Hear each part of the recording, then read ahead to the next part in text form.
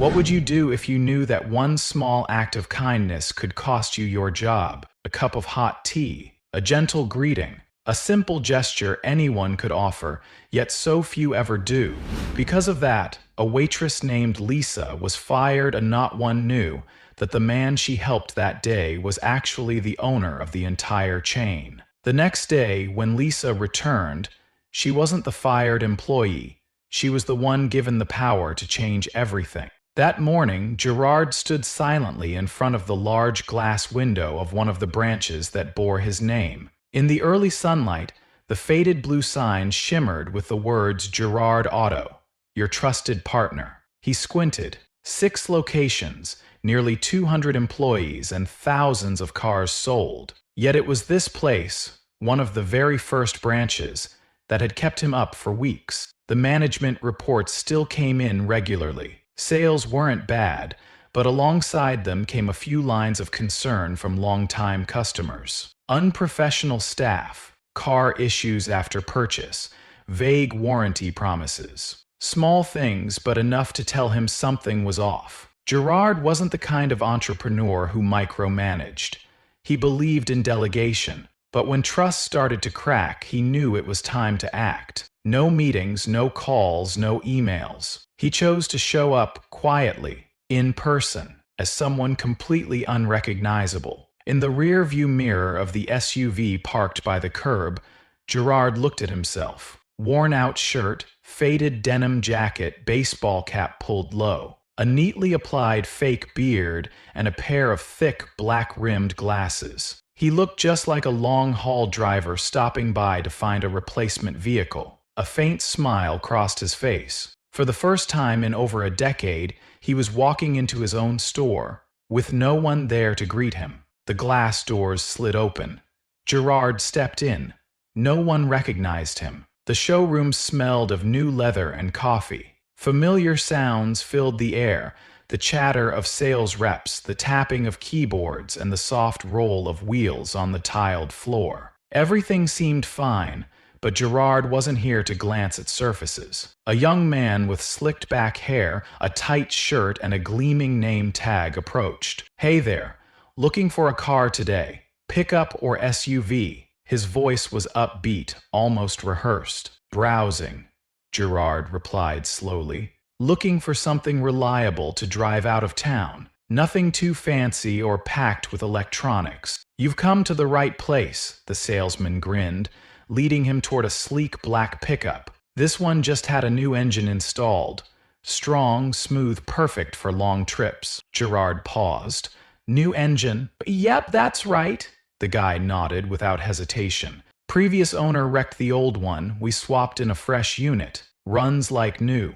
Gerard nodded, but inside a chill spread through him. He remembered that truck very clearly. It had shown up in the last quarter's maintenance report. There was no engine replacement, just an oil change and minor brake system adjustment. He didn't react, just asked calmly, "Does this one come with a warranty?" "Of course," the salesman said confidently. "Full 1-year warranty, parts and labor. Totally worry-free." Another lie. The current policy only covered 30 days, and only under certain conditions. Gerard stayed quiet.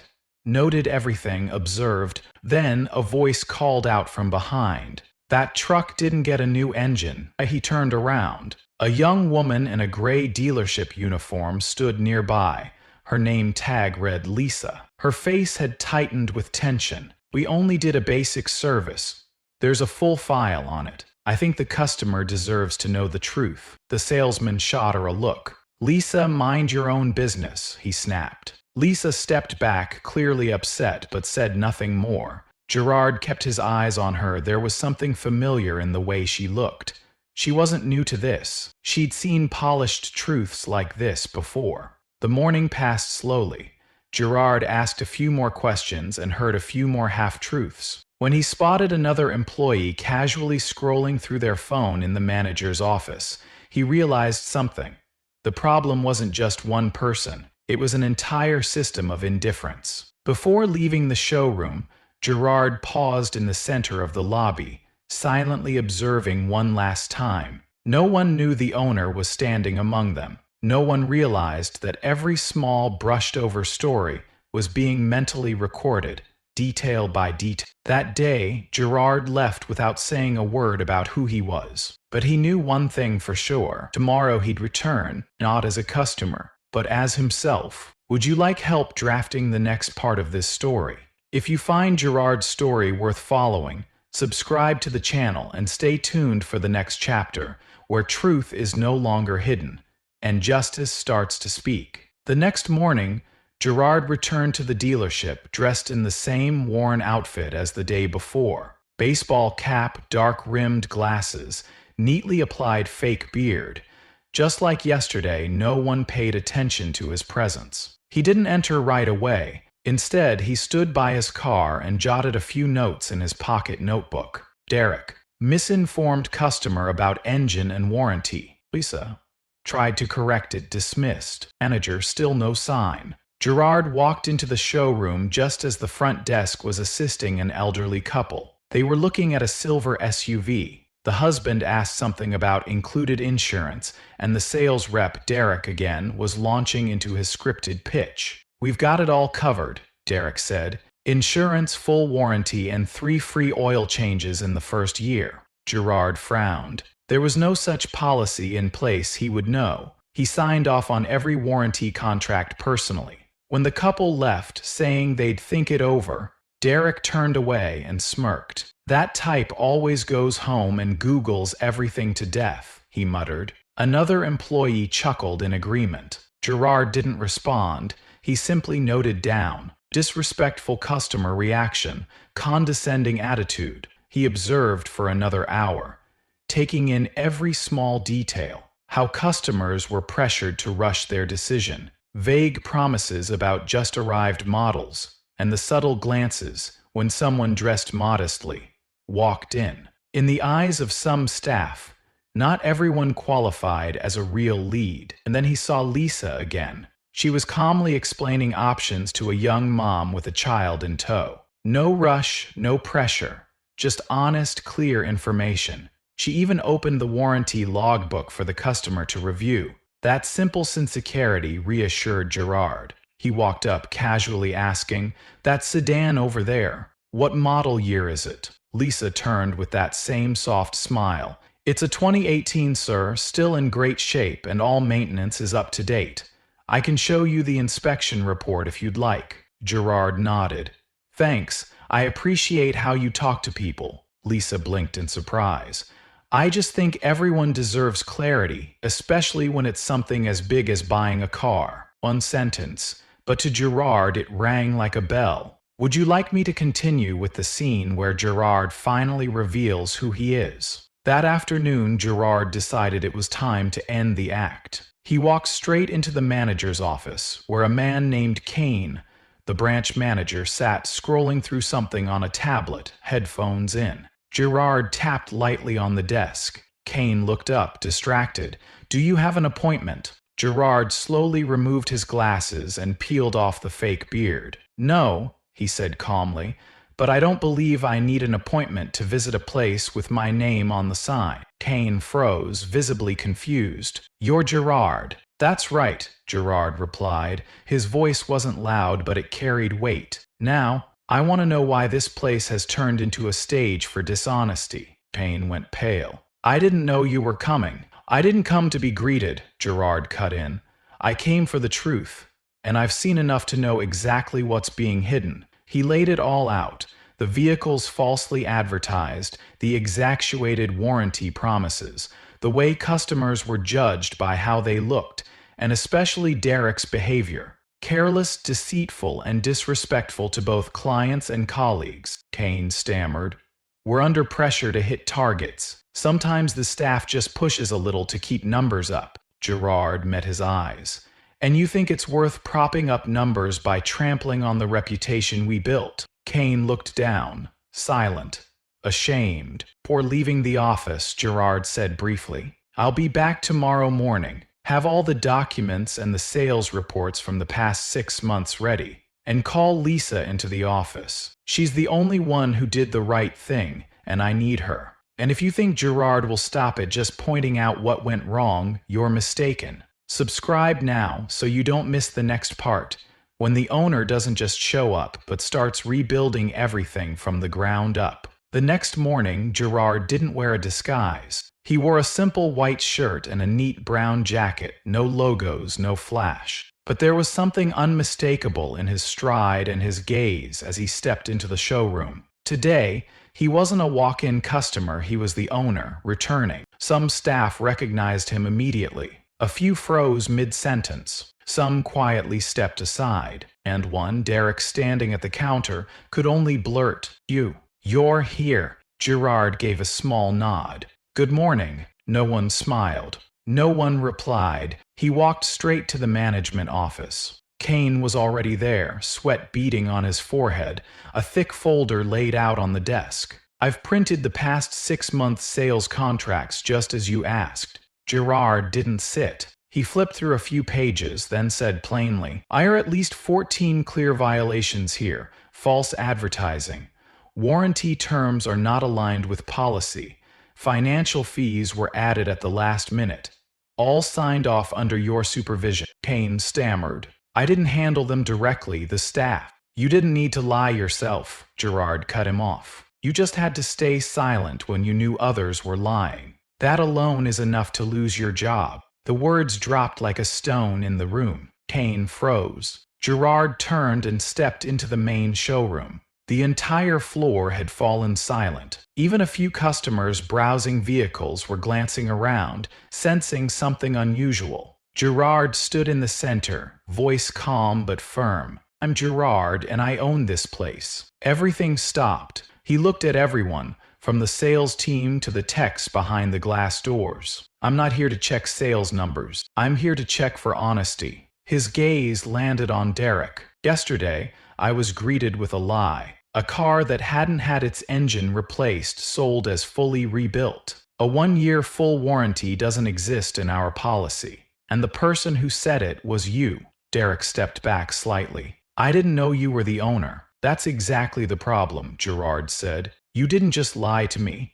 You could have lied to hundreds, and if I hadn't come in disguise, I might never have found out." He turned to the rest of the staff. "I didn't come here to fire everyone, but I am here to end the culture of look the other way." The showroom fell silent. Lisa, the one who spoke up the day before, stood at the front desk, her hand lightly clutching a notebook. Gerard called her name. "Lisa, come here." She stepped forward hesitantly, eyes wide with surprise. "You were the only one who told me the truth, not because of who I am, but because right is right. I need people like you beside me." I softly said. "I just thought, if a customer buys based on a lie, we're basically stealing from them." Gerard nodded. "Exactly. And I want you to help rebuild an honest culture here." He turned to Kane and said firmly, "You are suspended while we audit this entire branch's operations. Someone else will take over temporarily." Then he looked at Lisa. "If you're willing, starting next week, you'll be in charge of training new hires and current staff." Lisa's eyes widened. "I've never managed anyone before." "Then you'll start today." Some people at the back, those who once laughed when Lisa spoke up, now stood silent, heads lowered. Derek's face was flushed red, hands clenched. He said nothing, and just quietly walked out of the showroom. Gerard didn't stop him. He knew that not everyone is ready to change, but he didn't need everyone. Just a few who dare to stand up. That's enough to begin. From what happened here reminds you of something you've seen elsewhere. Leave a comment. Subscribe to the channel for the next part. When rebuilding isn't just about revising rules, but about restoring trust from the ground up. The dealership still bustled, customers coming and going. But as Gerard stepped through the glass doors, no one realized he was the owner. In his faded denim jacket, worn cap, and dark sunglasses, he looked like any other car buyer. He entered, inhaling the familiar scent of new leather and coffee, slowly walking past the display vehicles. At that moment, no one knew the man quietly watching from the sidelines owned the entire chain. Within minutes, he could sense it. Something had shifted, and not for the better. The staff looked guarded, eyeing customers with calculation. It wasn't enthusiasm for selling, but more like orchestrating a deal. Then he saw Lisa, the one who had dared to call out Derek's dishonesty. Her reaction was straight out of a movie, stunned at first, confused, and then slowly realizing the familiar presence in his walk and way of observing. News of Gerard's return spread in under an hour. Those evading responsibility withdrew to the back. Sales reps spoke in hushed tones. The atmosphere thickened, heavy like a storm cloud pressing on the roof. Gerard called all staff to gather in the center of the showroom. He stood on a small platform, scanning the room. Faces looked confused, uneasy. His expression wasn't harsh, but it made everyone feel seen and judged. He began with a calm voice. "I didn't come back to fire anyone today. I came to see for myself what's happening in the business that carries my name." He paused, letting the words land. "I've heard the reports, the rumors. Today I came to see what's true, and I've seen enough." Gerard didn't need to say more.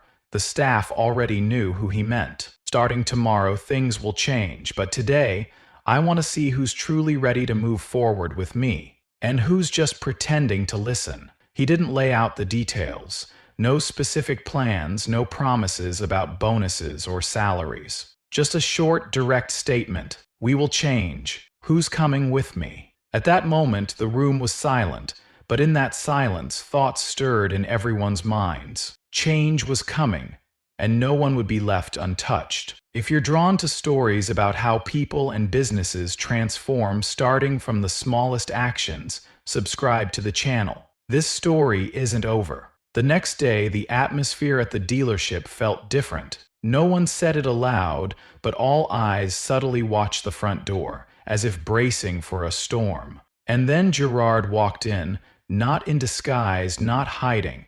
Just himself, face stern but full of conviction. He didn't need to slam his hand on a desk or raise his voice. Just his presence alone was enough to quiet the entire showroom. Those who thought he wouldn't return didn't know whether to greet him or look away. A few exchanged nervous glances. Nobody knew what was coming, only that the old normal was over. Gerard walked straight to the center of the showroom. He stood before everyone, took a deep breath, and spoke, firmly, clearly. "We start over." Some raised their eyebrows. One coughed quietly. Lisa, standing at the reception desk, simply nodded like she'd been expecting this. Gerard continued, "I've watched, I've listened, and I'm disappointed, not because of the numbers, but because of how we got them." The room grew heavier. He didn't need to name names, everyone knew what they had done. Then Gerard laid a stack of papers on the table. A reform plan. "Starting today, we're rolling out a new system. Clear sales procedures, transparent warranty policies. No pressure sales, no bending the truth. Customers aren't just buying a car, they're buying trust." He scanned the room. "We'll begin a mandatory training program for the entire team. Those who choose to stay will get support, proper training, and recognition. If you feel this isn't for you, I understand. You're free to walk away." A quiet stir spread through the room. Some faces tightened, a few turned away, but there were also glimmers of agreement, especially in Lisa's eyes. She looked straight at Gerard as if to say, finally, someone stood up. Gerard concluded, "This is not a threat, it's an invitation. I don't want anyone to stay out of fear. I want you to stay because you believe we can do things right." Abby's silence lingered for a few seconds. Then Lisa was the first to speak. A few others nodded, slowly but with conviction. The rest still hesitant. But Gerard knew he had just laid the first brick. Real reform doesn't start with policy, it starts with belief. And that day, in a dealership once clouded by deceit, someone finally chose a different path. Want to see what happens next? Hit follow. The story's not over, it's just getting started. Even after Gerard's speech, tension still hung in the air. People had heard what was coming, but words are only the beginning. Gerard knew that without real action, promises would vanish like smoke. The next morning, he arrived early, very early, before the lights were even on. He rechecked the reform notes he had written the night before. Not flashy, not polished, just clear. Transparency, fairness, accountability. As employees trickled in, they began to realize this wasn't just a temporary shakeup. A new notice was posted outside the meeting room. Starting today, all sales contracts will be reviewed. Customer consultations will be monitored.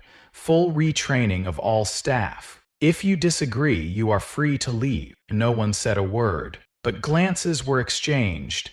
Some frowned, others gave small, approving nods, and among them, Lisa, the young staffer who had once dared to speak up, remained quiet. But her eyes were brighter than the day before. Gerard started with small, practical steps. He joined the technical team to review the service records of every vehicle in stock. What he found was a string of inaccuracies, inconsistencies, or missing documents. For each car, he marked it, added notes, and sent it back to the sales team with a clear message. This is the reality, present it truthfully or take it off the floor. No yelling, no threats, just consistency. Then Gerard called for an all-staff meeting.